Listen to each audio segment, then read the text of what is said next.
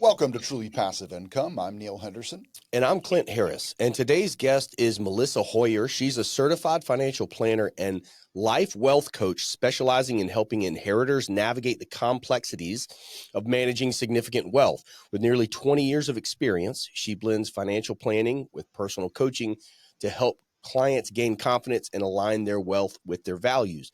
Melissa, how are you? Thank you for joining us. Appreciate you being here. Tell us, how are you today, and what's a little bit about your background? Thank you. I am doing great. It's Monday morning, and I have, like I said, I've been doing this for about 20 years, and started out as a financial planner.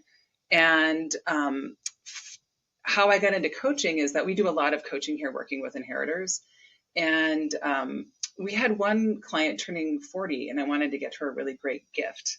And she wanted to start a nonprofit. So I thought, you know what, I want to find a coach for her to start this nonprofit. So I interviewed all of these coaches. She eventually hired one, but one coach really intrigued me.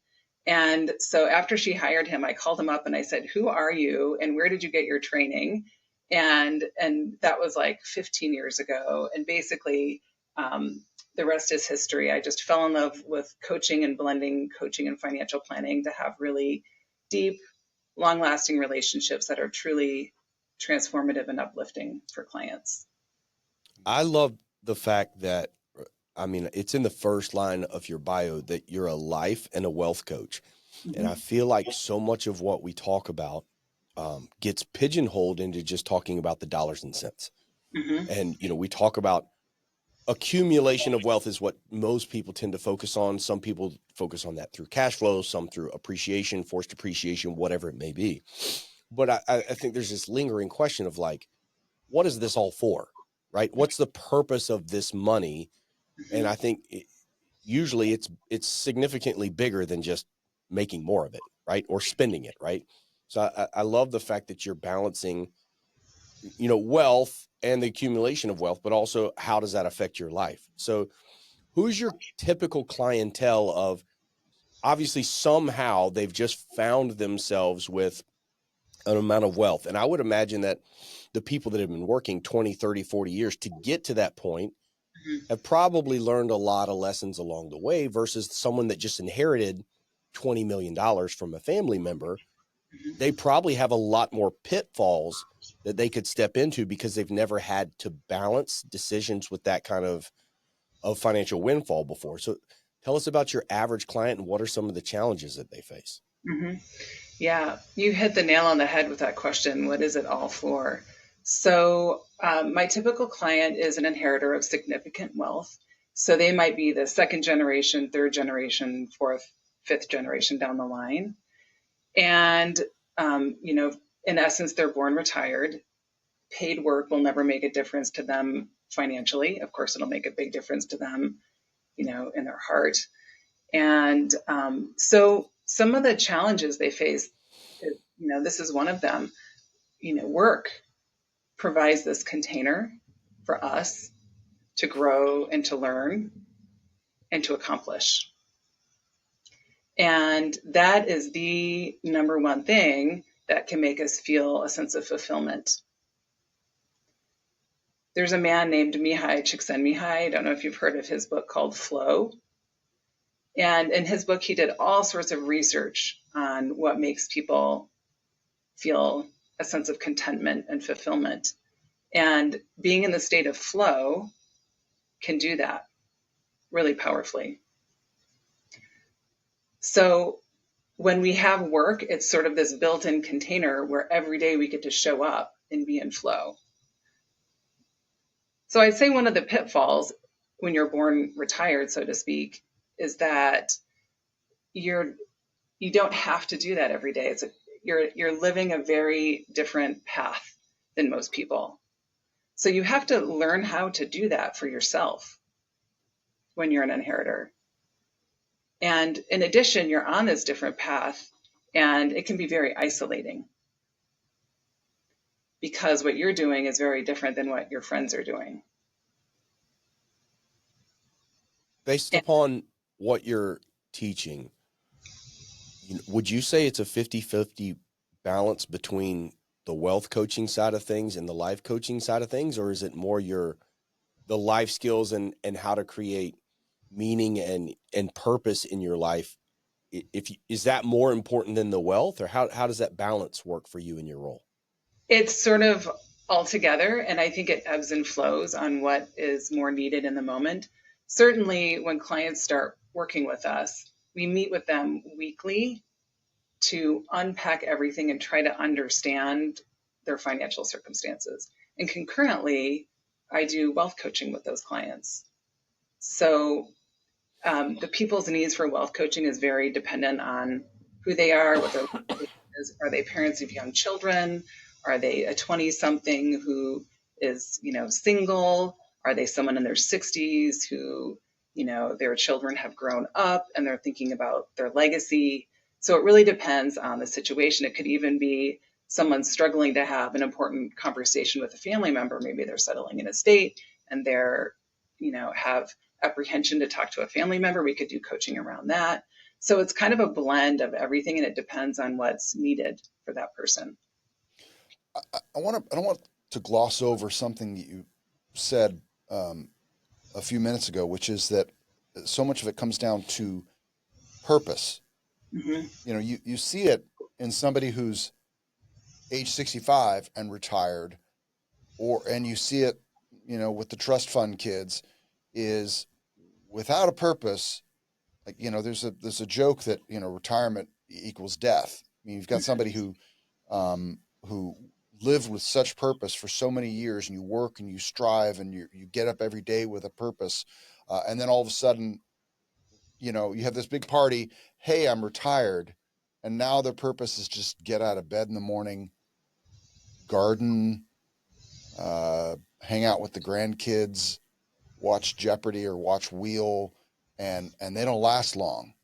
Mm-hmm. I saw it with my mom, who retired from a very successful television executive, and she retired. She worked her butt off her entire career, and then that last year was incredibly intense as she tried to set up the transition to the next person, to take over her job from somebody who'd held that job for 15 years.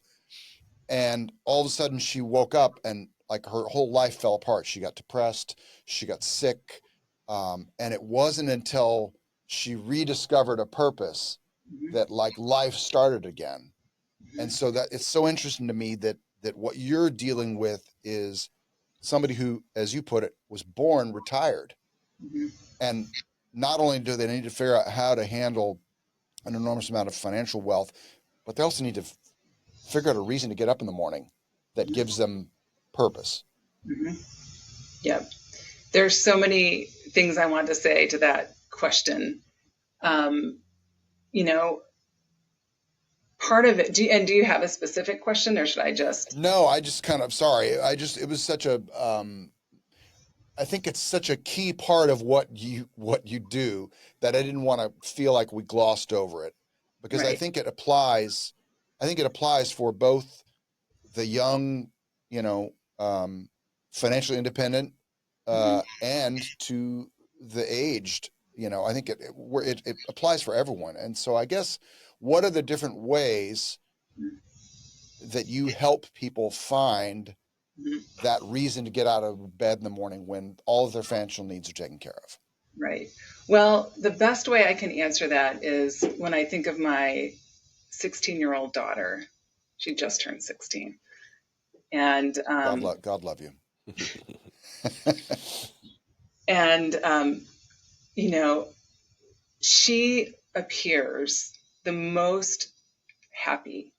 And when she has worked hard to accomplish something, like she gets to get a role that she wants to get on the mock trial team, or she gets good grades, or whatever it is, that the look in her face is beyond, it's just so beautiful. And I think we've all experienced moments where we accomplished something and felt really, really good, or seen our children accomplish something and just saw the smile on their face, or a friend. So I think as a coach, it's just, you know, following those breadcrumbs. Like, what is it that makes you feel that way? And then experimenting, doing more of it, and just following those breadcrumbs. And it's actually not the easiest thing to do, strangely. And I think part of the reason is because I was talking about work as a container. When you have to go to work to make a living to pay the bills, there's like, you're like being shoved out the door. Get out there, go do that. And when you don't have that same like urge or push, it can be a lot harder to risk, to put yourself out there. And it's much easier to stay safe. So that's kind of, the double-edged sword. You have this opportunity, and at the same time, it can feel really challenging. I love that. Quick version is there was somebody in my life early on that had a job that completely complained about it, didn't love it. It was obvious to everyone around about that. He ended up inheriting some money through family, left his work, and a little over a year later, he came back. This is the Business Journal that I used to work at years ago, and he was a different person. He was miserable when he was there. He got money, he left, and he realized that a lot of the meaningful relationships that he had and the purpose that he found was in what he was doing. And when he came back to that role, it was a completely different person. He was doing the same thing, but it was a choice that he was there. He wasn't forced to be there. And that narrative somehow flipped a switch for him.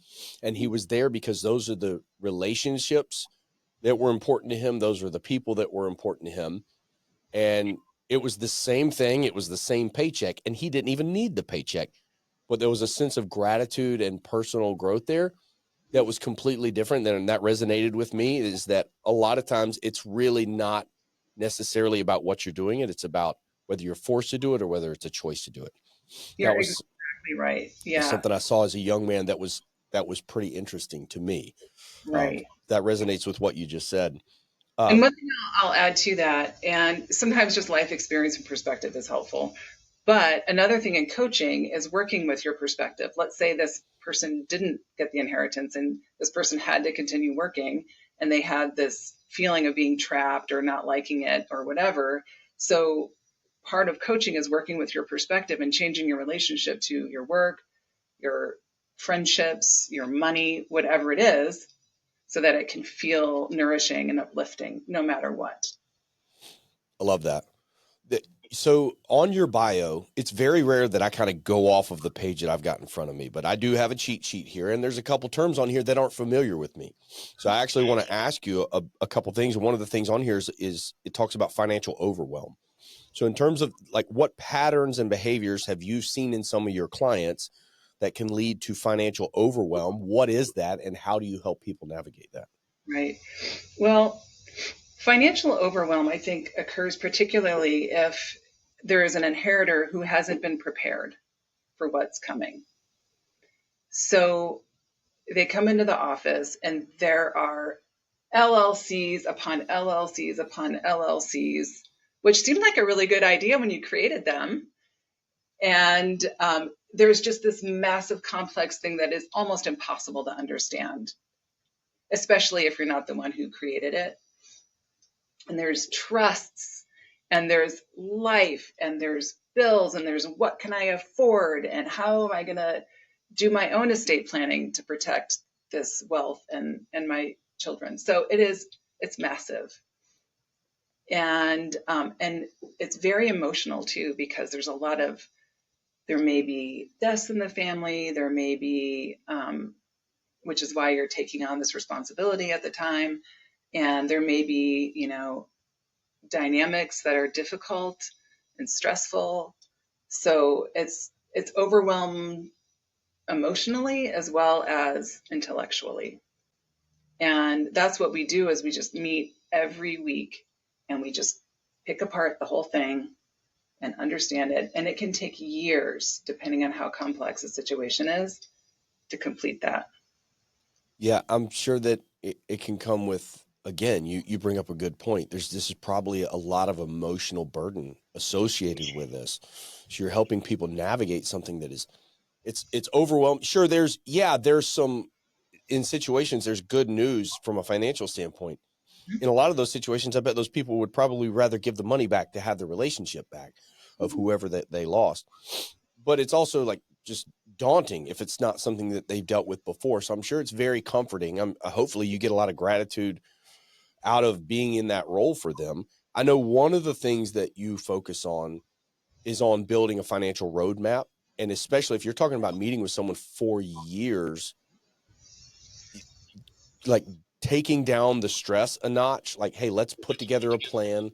Let's build out a roadmap over time of what we need to do here and what we need to accomplish. It would bring a lot of peace to me to find someone in that situation that can guide me through that.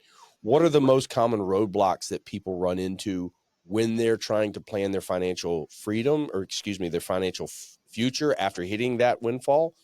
And how do you help navigate that and kind of guide them the way that they need to be thinking? Mm-hmm. I think the biggest roadblock, not being prepared, not having the information, and not feeling a sense of connection with the wealth.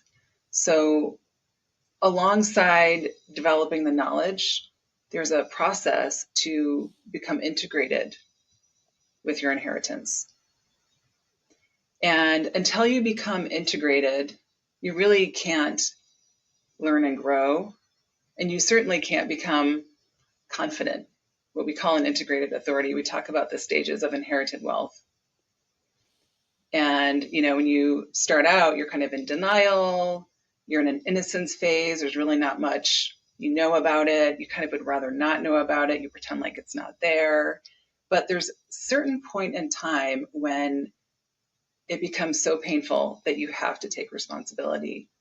And that is a beautiful point in time, and that's the best time to start working with someone. It could be the birth of a child, like, okay, now I need to figure this out because I have kids and I need to teach them.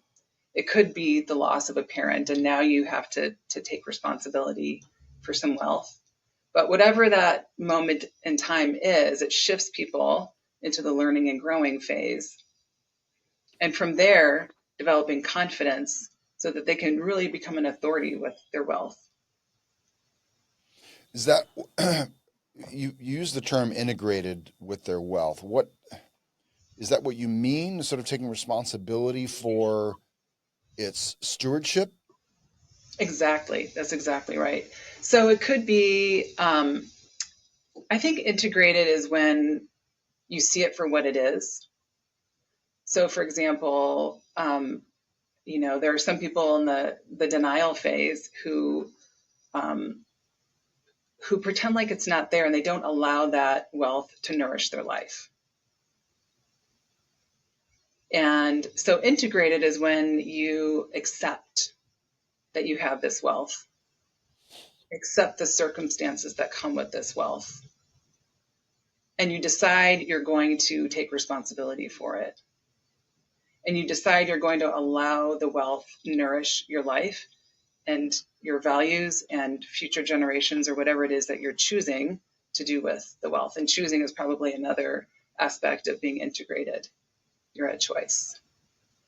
Got that. And along with this, the wealth and that acceptance of it's going to impact your life and allowing it to do that in the right way, there comes risk, right? Especially from other people knowing that you have that. One of the concepts that you've talked about before is wealth anonymity. Mm-hmm. Explain that concept. I mean, obviously it probably is what it sounds like.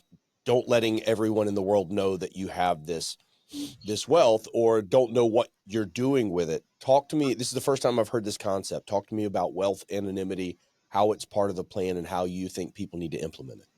Right. Well, inheritors are judged. And just like all of us, they were born into a situation, period. And so inheritors need to develop discernment. And of course, they're also wanting to be aware of their impact. So it's a tricky situation. And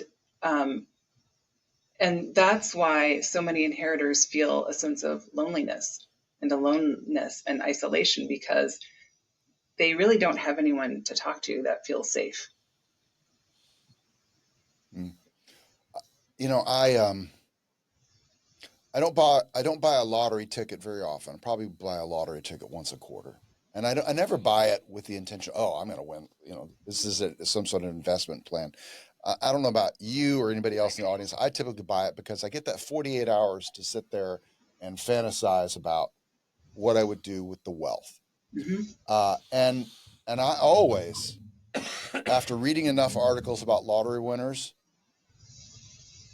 I love to use the expression, um, no one will know I won. There'll be signs, because of all of the people that you see, you know, who say they won the lottery. I mean, the unbelievable amounts of wealth, and they say it was the worst thing that ever happened to their entire life, Mm-hmm. because every person that was connected to them in their life, both directly and indirectly, suddenly comes out of the woodwork asking them for money. And they want to feel generous. And sometimes they are, to the point where their wealth is gone in Mm-hmm. a couple of years. Mm-hmm. But if it's not, they just have that, like you said, it's isolating, because now they have to keep everyone at arm's distance, because they all think that they're all coming in for their money. Mm-hmm. And that's essentially what you're talking about, is that the people that are born retired are suddenly, they need to be careful about people knowing that they have that wealth, because then suddenly every person who comes into their life is just there for their money. Well, truly, they may not know if the person likes them for who they are as a person, or if they like them because of their money. It's genuinely a question that people have, and it's sad. And having healthy relationships is one of the most important things for our health and well-being. I've heard it even more important possibly than diet and nutrition. So I don't know, I'm not a doctor, but my point is that it's so important to have connected relationships. I want to ask a couple questions here. I want to ask a really simple question. This is a precursor to the real question I want to ask. But in terms of, most of these people are not that focused on, you know, offensive strategies with their investments at this point, but obviously you have to continue beating the pace of inflation. So in terms of where people are placing money and investing it, is that strategy, do you have like something that generally works for everybody, or is it very in tune with what their personal goals are, what their age is, how, if they have kids, all that kind of stuff, like in terms of a strategy of where you're putting the money? Or is this the level where the strategy shifts to just don't lose the money and put it very places that are very safe? Are you tailoring a strategy for each individual person? Or is it, yeah, here's a little bit of play money, the rest of it needs to be in these safe places, and the rule is don't lose the money? Well, the person to ask that question is Steve Henderson, who does our investments here. And what I'll say about that is that at the Wealth Conservancy, our philosophy is, like you said, wealth preservation.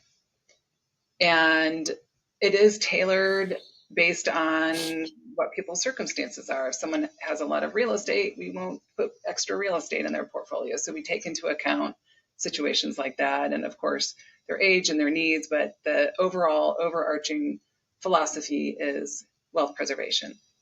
Gotcha. So follow-up question to that. So I'm 42 years old. My wife and I have two young boys. Neil and myself are general partners with syndication. We do self-storage conversion projects, and we're looking down the road as to, you know, plans that we have for our lives. And so especially with children comes this inherent responsibility of, yeah, I want to raise good men that are financially successful, but I also want to give them a sense of purpose and a sense of empathy about other people, and how are we affecting the world in a positive way around us. We live on a small island community, which is not the richest place in the world, but it has a lot more money than I grew up with as a lower middle class, one of six kids. So I have concerns about raising them around more wealth than I ever saw as a child. And so one of the ways I want to combat that is we want to find a family purpose. I'd love to start a family foundation. We want to implement travel, not just to resorts, but to places that create empathy and human relationships. And in that vein, I've read a couple books recently, Seven Generation Legacy and What Would the Rockefellers Do? And I want to ask you a question about, there's this notion in terms of, you talk about wealth preservation, right? One of the things about the Rockefellers is that they had a fortune that was equivalent to billions and billions of dollars in today's money, and as did the Vanderbilts. And with the Vanderbilt family, 3.5 generations later, the first one died broke, and he had his wealth in the around World War I, so early 1900s. And when they had their family reunion, I think it was 1977 at Vanderbilt University, there was 120 family members, and not one was a millionaire. Mm-hmm. The Rockefellers had this idea of the money goes into a trust, the trust continues to grow, and then all of the family members, they get a life insurance policy that they can borrow against or they can use, but upon their death, the death benefit goes back to the trust, and it keeps on growing that way. Are you guys putting plans in place of not just wealth preservation, not just your family enjoying this and their children enjoying it, but also like succession plan? How is this getting passed down over 3, 5, 7 generations? And what's the best legacy that someone can put together for their family? Does it involve trusts and life insurance policies and that kind of thing? Like, is that the prevailing, like that's the knowledge that we have out there right now? If you want this to last 5 generations, what does that look like? Mm-hmm. Right. So the first thing is it depends on what the client wants to create. They may or may not want to create multi-generational wealth. And if they're wanting to pass down the wealth, a lot of times our clients might already have a family office who's handling the strategic picture, and we're working with an individual. And so it really depends on what the needs are of the client. And if they're wanting to create something like that, we would absolutely collaborate with all of the other advisors, the CPA, the attorneys, the family office, to help them create what it is that they're wanting to create. Can you anonymously share an example of a client who made a significant breakthrough in aligning their finances with their personal values? Well, I am working with a young couple right now, and they have a 1.5-year-old. And the woman is the inheritor. And I think it's been a whirlwind of getting married and her grandmother dying and receiving a lot of wealth and having a baby. And they never had a sense of what the big picture was. And things spun out of control. They just grew and grew, and their life became very complex. And this couple loves nature. They love simplicity. They love their child and want to raise him in nature and things like that. So we have spent the last year simplifying everything so that they could get back on track and live according to their values, raise their son according to their value.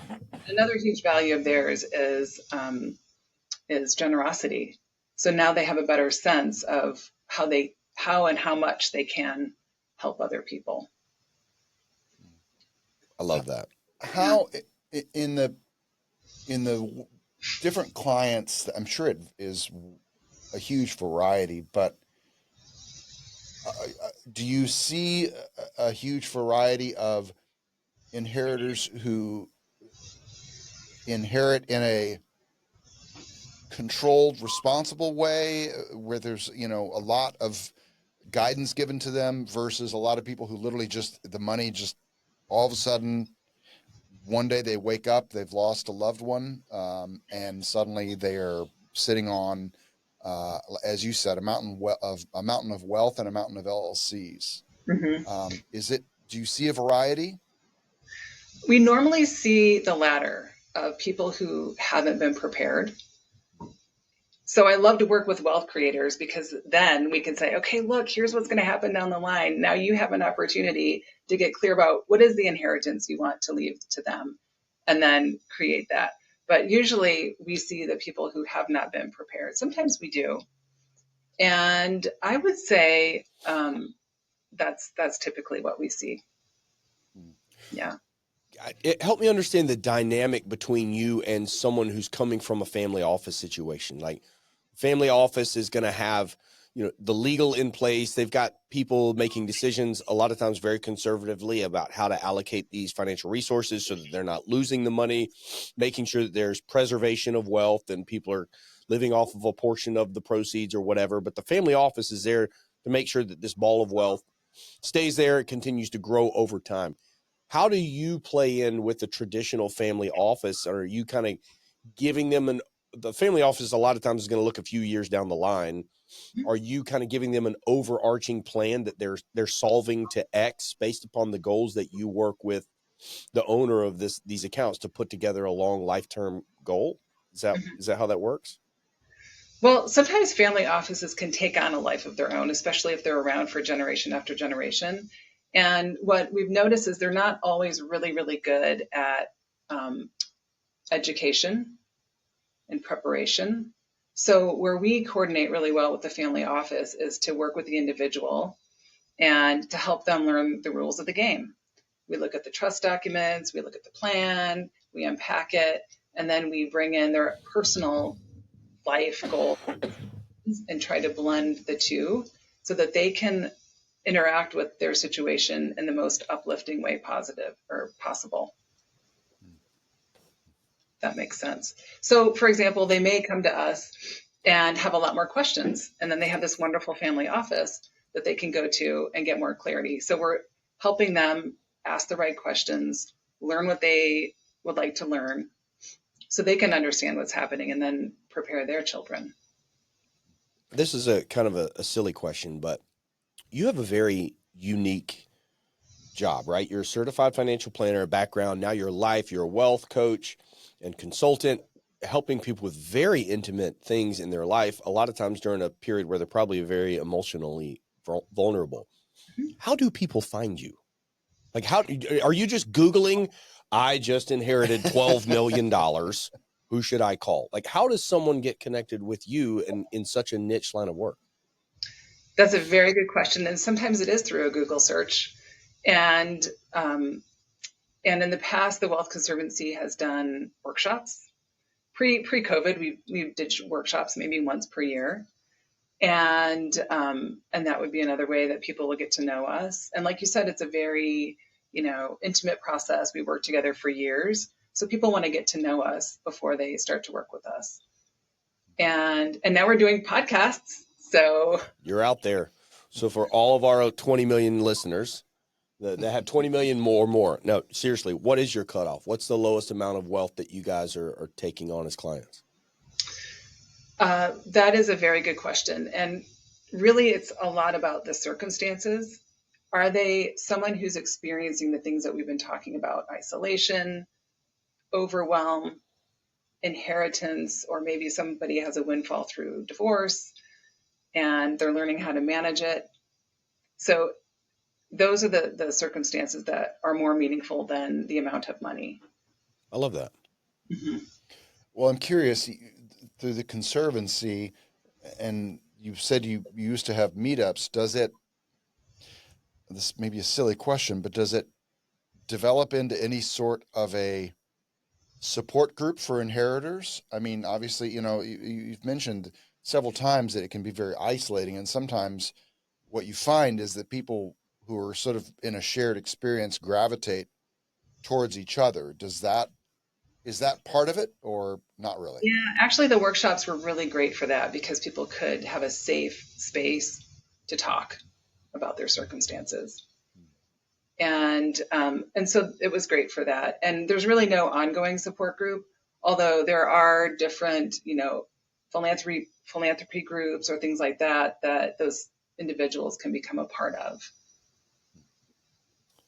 What are some of the most common pitfalls that you see with newfound wealth?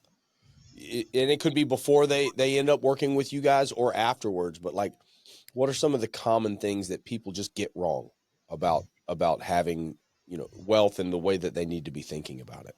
Mm-hmm. Well, that all their problems are going to go away. They're just different problems, right? It's different problems. Yeah. And that's where I think knowing what your money personality is can be really helpful, because it depends who the person is and how they relate to money naturally, regardless of how much money they have. That may inform the types of pitfalls that they're going to have. So somebody who is the kind of person who is a celebrity or a romantic, somebody who loves beautiful things, maybe they'll overspend. Maybe they won't have a sense of how much they can spend, and that could be a pitfall. Or there could be someone who is an accumulator and they really have a hard time letting go and they don't allow the money to nourish them. And so I think those are some of the personal pitfalls that people can experience when they get inheritance. You mentioned money personality, and I've heard you said accumulator and maybe nurturer. What are the different sort of your definition of different money personalities? Yeah, so there is the maverick, and I think of a lot of wealth creators perhaps as mavericks. Like those are the people that are climbing the mountain and it's a fun game and they're having a great time doing that. That's a maverick. And I oftentimes view those people that they might be rulers too. They love to build amazing things and they love to create opportunities for people. And they might be accumulators, so they're building this giant, business or whatever it is down. They're climbing the mountain, and that's why there's such a mindset shift when you get to the top of the mountain for those people, and then you're shifting into the preservation and stewardship mode, and that might be a totally different skill set. And it's like instead of climbing the mountain with that thrill, you're homesteading, you're creating something there. Yeah. And it's a very different skill set, and preparing the next generation is a very different skill set. What are some of the most important skills that you think that parents need to be teaching their children to prepare them for receiving wealth down the road, or at least having the right idea about money and how it needs to be used for your personal life or for the people around you? I would say having a loving home is the number one most important thing. And it's super simple, right? Just lots of love, enjoy each other's company. Because I find that gives people so much resilience no matter what. Well, I can do that. Yep.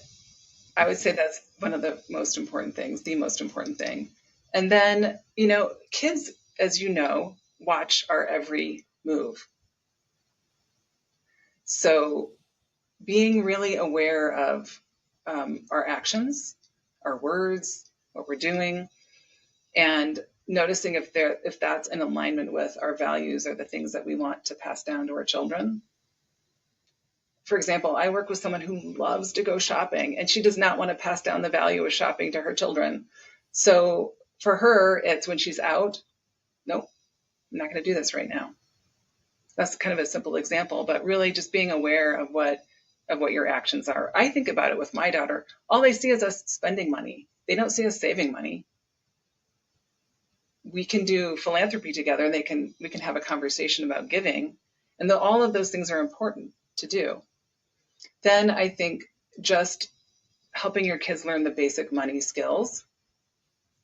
And there's, by the way, a really great book for that called Financially Fit Kids by Jolene Godfrey. And I love it because she goes through each age group, and of the basic money skills, there are examples of activities you can do with your kids starting at age 2 until they're in high school, through high school, to help them learn the basic money skills. So doing things like that. And for children who are going to inherit a lot, doing things with them that might be a little bit more than what you would do with some other kids. Like if they're going to inherit a lot of wealth, really bringing them into the family philanthropy or whatever it is, so they can start to learn how to direct large sums of money and just have different conversations about that. I love it. Well, Melissa Hoyer, thank you so much for sharing with us today. I so enjoyed our conversation. I know our listeners did as well. If any of our listeners want to reach out to you and find out more about you and how they could maybe utilize your services, what would be the best way for them to do that? Sure. They could go to the website wayintowealth.com, wayintowealth.com. That's my 8-week one-on-one coaching program. And they could email me, melissa@twcinc.org, or they could go to the Wealth Conservancy website, which is thewealthconservancy.com. Excellent. Well, thank you, Melissa. Really appreciate it. I'm going to go download a new book to listen to. Same. Tell me one more time for our listeners too. What was it called? The book for children? Financially Fit Kids. Financially Fit Kids. Great. Yeah. Well, that's one among many things that you told us that really resonated. So thank you for your time. I really appreciate your willingness to come on and share. You're so very welcome. Thank you for having me, and thank you for your questions. They were really good.